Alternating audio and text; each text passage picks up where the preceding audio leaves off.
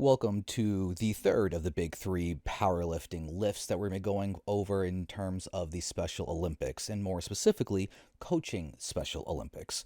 So we have the squat to round it off. I do want to mention that there are some people who have conditions that prevent them from having a bar safely on their back. That does not mean that they cannot go ahead and compete. There is still push pull, and you can always do bench only, deadlift only, or really any singular lift only. That way, everyone can go ahead and compete as long as it is safe for them to do so. We're going to be going over teaching the squat through 5 different layers of it. And I do admit that the squat is going to be a little more technical than the deadlift. However, it is still incredibly valuable as it is quite literally a core function of your life, being the core as a huge contributor to the lift, as well as talking about just the functions of life. Everybody sits down and stands up assuming that they have the ability to do so. There are obviously some people who cannot, but when we're trying to think about long-term independence for people who are ambulatory, being able to sit down and stand up on their own power is a huge marker of their own freedom. So with that, let's go ahead and get starting into the first bit of the lesson, which is simply what is the squat. So squat is going to be just simply being in a standing position to going into a seated position to then standing again. That is going to be with a bar on their back as long as they're powerlifting in a meet, but there are some people who will be forced to do different variations if they cannot safely have that bar on their back. So the rules for powerlifting are going to be as follows. The lifter unracks the bar on their own, unlike the bench. The lifter gets to have spotters go ahead and bring that bar out for them. That is not going to be the case with the squat. They then step back and wait for the squat command once they have stopped moving. The referee gives that squat command, then the lifter is going to be able to sit back as if they're going to go onto a chair, as long as they go down to a specific depth. They need to hit that depth in order for it to be a good lift, as there are the side spotters to watch that. The side referees to watch that. The depth is considered good as long as the crease of the hip is below the top of the knee joint. So it's a little complicated, but I'll have a picture later on that'll show you the visual straight from the rule books about the depth. So you'll be able to see that visually. And then they must stand up all the way on their own power, and then they wait for the head referee to give the rack command, and then they're going to be able to rack that bar. Additionally, note that there is no reverse direction allowed during the lift. So if the bar is on the way up, it cannot have a moment of going down to then resume going back up. If that happens, then it is no lift. Now, there are a couple different styles of squats that are allowed when it comes to the powerlifting competitions, and they can be split into simply low bar versus high bar squatting. It's going to be a little different on each person about which one's going to be more comfortable. They both have their pros and their cons. In general, though, a low bar is going to be better for lifting heavier weight, as the leverages for it bring more muscles of the body into play, allowing more strength to be utilized, increasing that top weight. However, we are dealing with a population where not everyone has the shoulder flexibility, the comfortability, or simply the motor skills to do an effective low bar squat, in which case most fall over into the category of the high bar squat.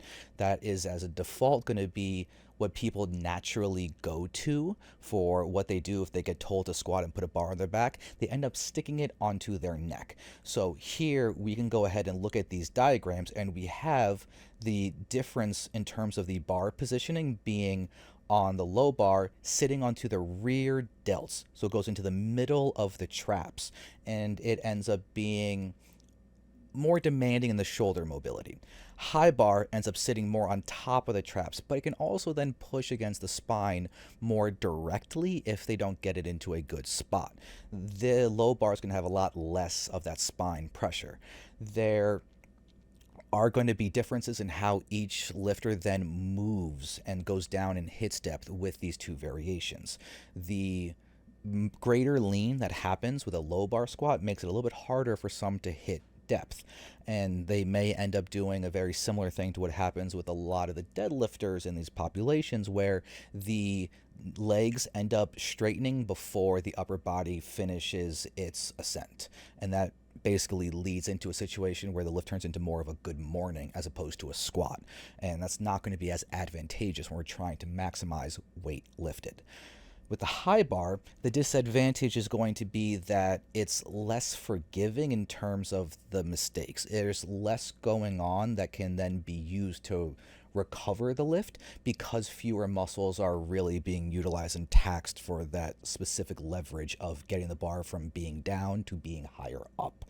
With the low bar, you can use a lot more of your posterior chain, glutes, hips, and everything can drive a lot more versus the high bar where it's very, very quad dominant. Still a significant amount of glutes, but you get a lot less in terms of the rest of the posterior chain. And that leads to very different leverages between these lifts. So we really, really don't want a high bar squat to go into that good morning status, because with that bar being higher up and more directly on the spine, it ends up putting a lot of pressure in a potentially risky way. And therefore, it's something to keep an eye out when you are working with your athletes. But sometimes the person only has so much shoulder mobility. The shoulders can't let their arms get far back enough to keep that bar stable. Then high bar is sometimes what has to be done. So now let's go ahead and take a look at the setup for these. So here we are taking a look at the setup. Now there is a lot that goes into a proper setup, and it doesn't matter if it's a low bar or high bar, the setup steps are still going to be the same. And we want to make sure that this is repeatable and consistent. We want it done the same way every single time. We need that continuity, that ritual, to ensure that the lifter is going to be doing the same thing and set themselves up the same way. One of the most frustrating things to see is when there's been an athlete who's been training for a long time, but they end up missing a squat because one time they're a little to the left, the next time they're a little to the right. And it's never, in that case, going to really be a true failure because of strength and leverages. It's a failure because the weight is offset, and so it changes the demands on the body. So when we look at this setup, there are a few key things. The first thing is that you set yourself up so that when you get out of that rack, you're not already stepping back. You're just going straight up and getting yourself into a stable position. So here you'll see that the first thing I do when I go there is grab the bar evenly, throw my feet under into my squat stance as if where that bar is where I'm going to be having the center of gravity and me popping straight up. So then when I dip down, grab the bar with that same grip as I'm gripping down. I use that as a way to keep me in the center, so I know that when I pop under that bar, that it's going to be in the middle of my back, right behind my neck. And so once I get into that position, I can then take a deep breath and do a full brace to stand up and basically do the top couple inches of a squat before I then walk out. The goal of the walkout is to do as few steps as possible to land in your stance as efficiently as possible, and this is going to ensure that you waste as little energy as possible. So you want to do it slowly and methodically. 3 steps is the magic number. Sometimes you have to go to 4 or 5. That's all right. A lot of our athletes kind of do a little shuffle thing, and they'll end up doing as many as 10 steps. If that's what they're comfortable with, and that's what allows them to get their setup consistently, then go for it. That's okay. It's just a little bit of wasted energy, but that's okay because it gives them more comfortability and more confidence. That is valued so much more. So we want to make sure that however many steps they do take, that they're far enough away from the rack that they're not going to hit the rack. When we have people who tend to switch into that good morning style, we need to give them a little bit more space away from the rack so that way the bar does not hit the rack on their way up. Here we have a real life look at the low bar positioning. The low bar positioning here is sitting on my rear delts, and the way that I'm standing is still going to be the same way as a high bar squat. The only difference is going to be the shoulder are going to be pulled a little far back, and my torso is going to be leaning slightly farther forward. But for the most part, it's going to be very, very similar. So the balance is not that different. It's mostly about dealing with the shoulders and that bar placement and keeping that consistent. You want to use that lean to your advantage to bring more muscles into it to get all the way down and back up. Touched on that a little bit before, but what I want to do here is go back and forth between the high bar positioning and the low bar positioning. You can see this high bar positioning, this looks a lot more similar to what a lot of the athletes do. Few of them are going to be down this far. So you have the natural tendency to just stick it on top of the shoulders there, in comparison to here sitting on the rear part of the shoulder and making sure that the neck isn't directly being put under the bar itself. Here, the neck is being put directly under the bar itself. So we can now use this comparison to know where the athlete is. So the high bar is still going to be less demanding on shoulder flexibility, but more demanding on ankle flexibility. So one of the key differences, when you have the high bar squat, you want to throw your knees really far forward to make sure you can stay upright. And it's one of the big frustrations of my life when talking to people about the squat. There is a total myth out there that it's unhealthy to go knees over your toes. It's completely utterly false. If you have healthy knees and you do not have an anatomical reason why your knees should stop at a certain point, then they should be going as far as is going to give you good leverages. And when it comes to a high bar squat, that is going to be going past where your toes are. So do not be afraid of that. We want to make sure everything is safe, and safety can be improved by having the knees go farther over the toes. Now we're going to go ahead and get into one of my favorite things, which is the brace. We already have an entire video on the brace itself, but I want to reiterate a few things from it. So here we have me getting set up for a squat, and I'm going to make sure that the first thing I do before I dip down is to get a big breath in, compress my torso, get that stability into my torso, make it as rigid as possible, so that way when I go to the bottom and pause these squats, I'm making sure that my torso can stay upright. So you see, I don't really collapse my chest, and that's because of the brace. So you want to make sure you give yourself that really strong positioning to allow yourself to be safe and stable at that extreme bottom. So I'm going to go ahead and quickly just pause right here.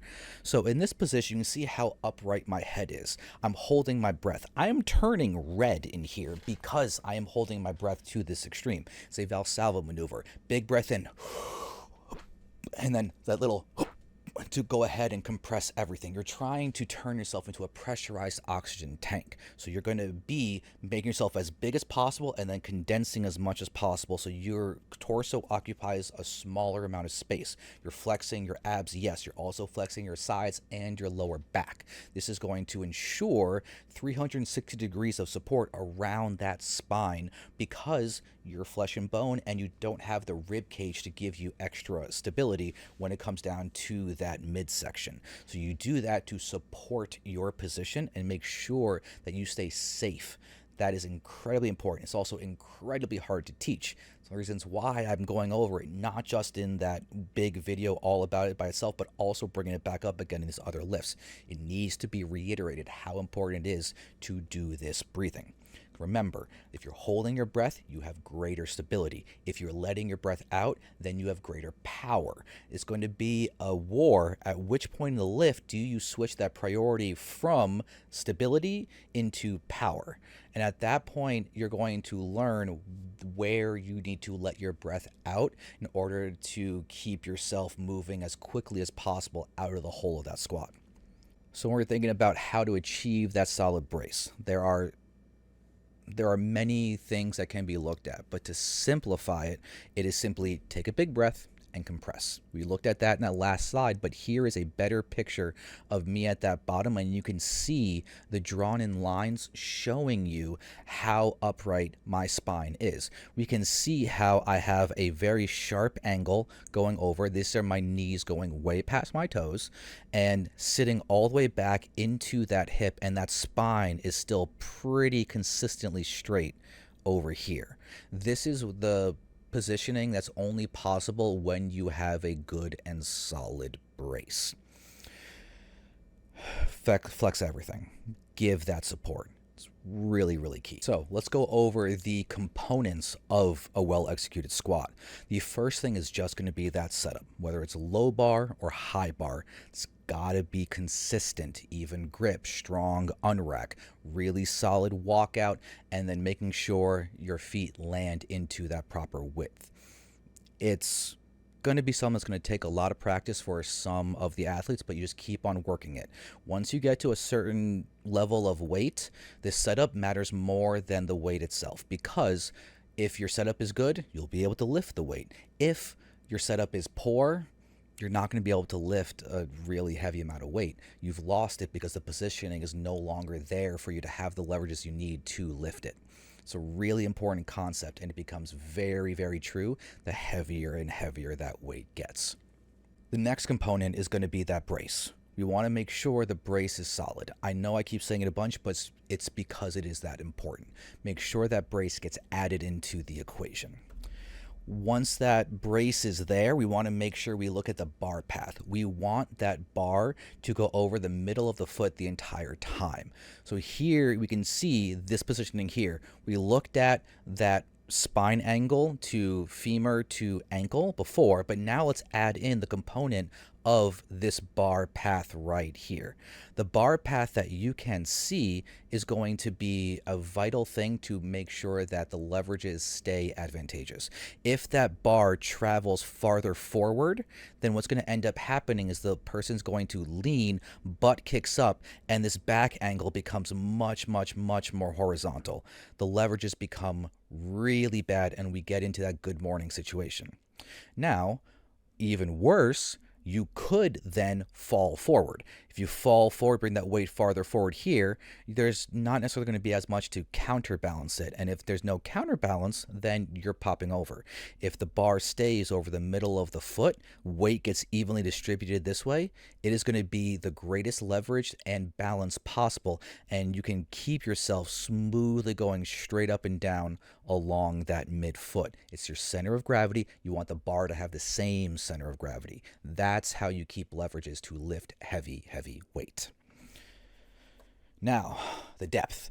Told you there's going to be a little picture. This is straight from the IPF rulebook. IPF is, in my opinion, the most prestigious powerlifting federation across the world. It is the National Powerlifting Federation. They have some of the absolute best lifters, and they are where Special Olympics gets their rules from. So I went straight to the source. This on the left is the exact picture from the IPF rulebook about what proper depth is. So here you can see there's a line. There is that little bit of hip crease there. There's the top of the knee. And so you can see how this is the very minimum depth that would be considered a good lift. If the lift is going to be good, it's got to have this depth at minimum. Some judges are nicer, some judges are harsher. It's impossible to control the judges. The only thing you can do is control the depth that your athletes go to. Drill it into them that they need to go as low as they possibly can if they don't have the consistency to hit this depth every single time. I'd much rather see an athlete go too low and get a lift with a little bit less weight than them going too high because they were trying to hit a number that may not have been feasible for them in the first place. Make sure depth gets hit. The last thing you want to see are red lights. Okay, so now we're getting into a much longer list. This is going to be the more all-encompassing one. So now we're having the depth, yes, but we're adding on to that the amount of back lean that's going to be in play. We want to have the back lean be pretty consistent from the top to the bottom. So when you watch me squatting here from the side, there is going to be some change, but you'll notice that once my hips dip backwards, at that point, the level of lean that my squat is doing is not a crazy amount. It stays pretty consistent. Small amount of increased lean at the bottom, but not much. It's definitely not going to be enough for to drive me out of that squat. So then the next thing is that you want to make sure at the top that the legs fully lock out.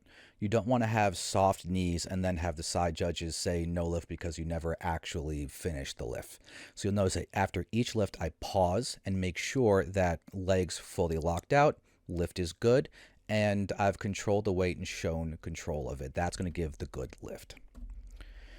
So when we're teaching this, we can break it into 5 different levels. The first thing is just making sure that the bar is steady on them, that they can stand up and hold the barbell in place under their own power, and then just sit back down and up and down and up. It is going to be a situation where we're probably not going to be worrying about the depth too much. You just want to encourage them to get lower.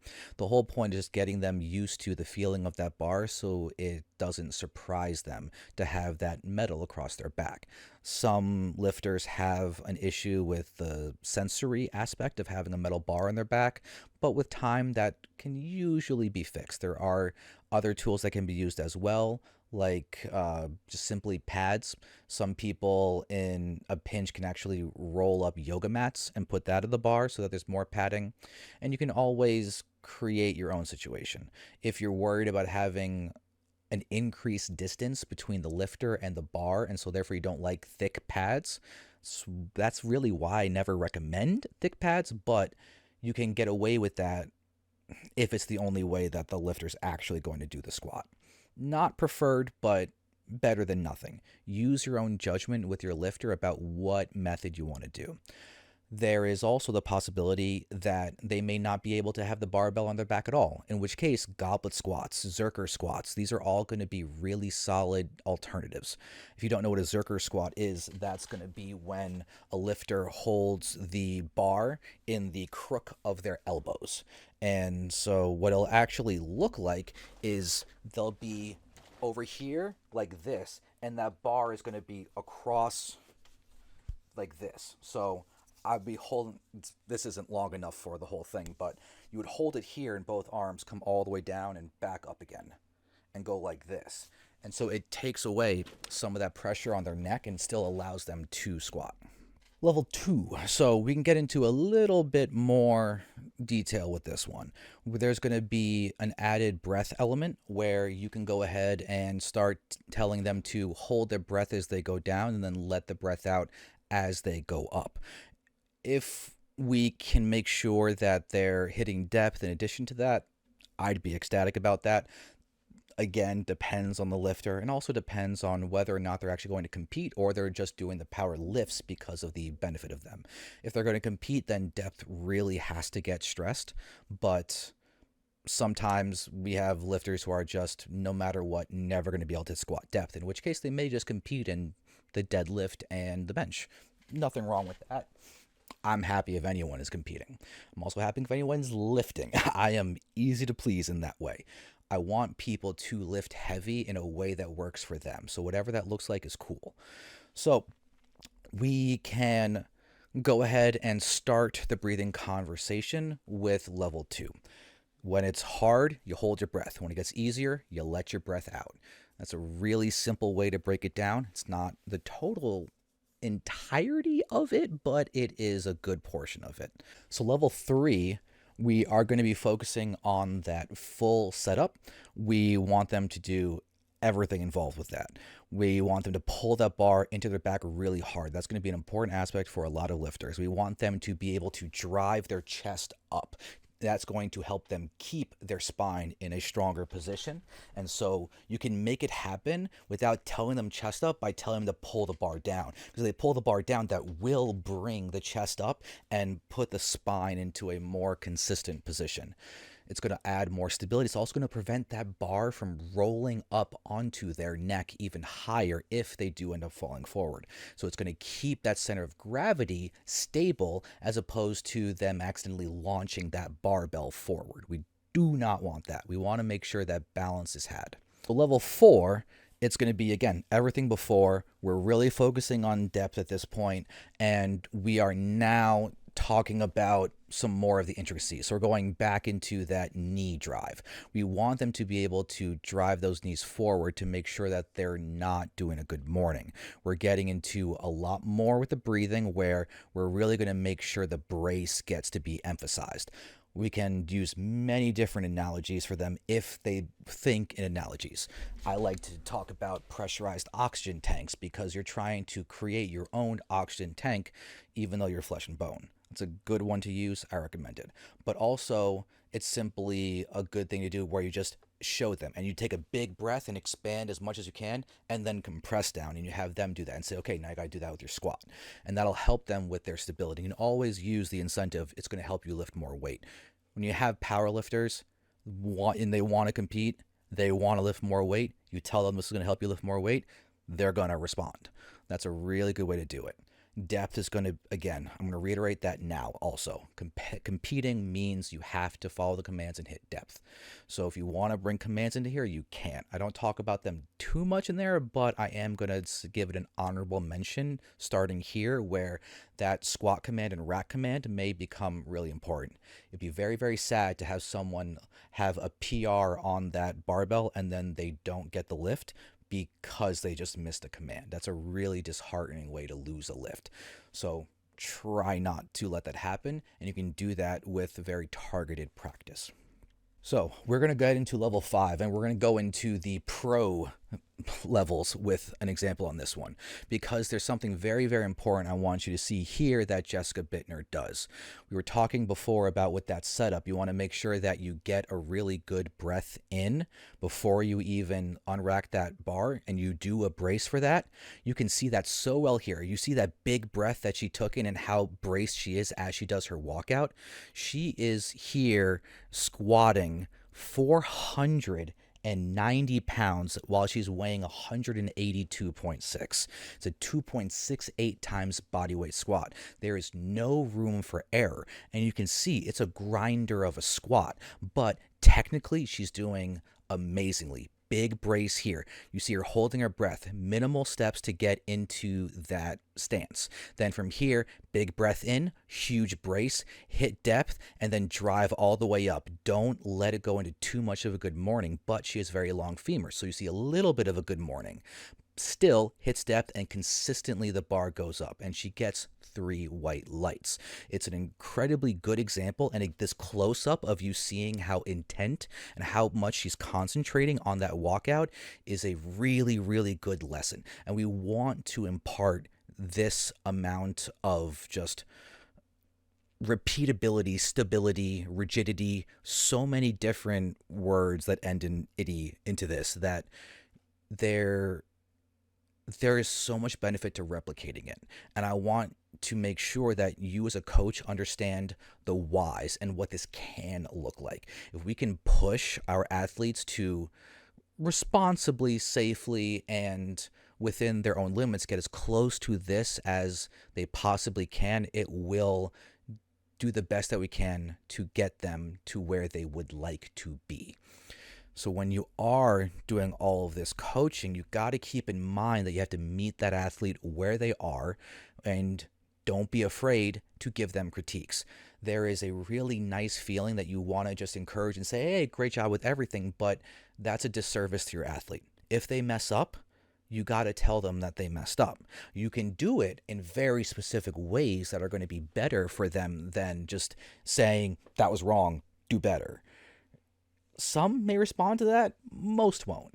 Instead, it's going to be like, hey, like you did really well, but when you were lifting, you let your butt kick up a bunch, and so you lost that leverage. It made you fall forward. If we can keep you upright, you'll lift more and you'll be even stronger.